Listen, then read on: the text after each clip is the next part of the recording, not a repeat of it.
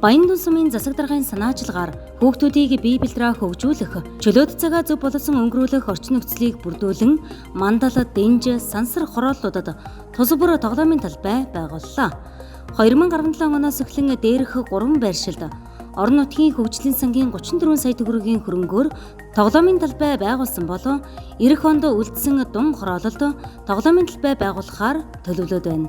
За хүүхдийн тоглоомын талбай байгуулагдаагүй байх үед хүүхдүүд маань гэр гэртээ гар утсаараа тоглож одоо ямар нэгэн өөрсдийнхөө зөвхөн орон зай тоглодог байсан бол сум орон нутгийн зүгээс хүүхдийн тоглоомын талбайг шийдэж өгснөөр хүүхдүүд маань зөв боловсон талбайд өөрсдийн бие бэлдэртээ тохирсон хүүхдийн тоглоомын талбай дээр тоглох боломжтой болсон. За 2017, 2018, 2019 онуудад мандал, дэнж, сансар хорооллуудад хүүхдийн тоглоомын талбайг барьж байгуулж өгсөн байгаа.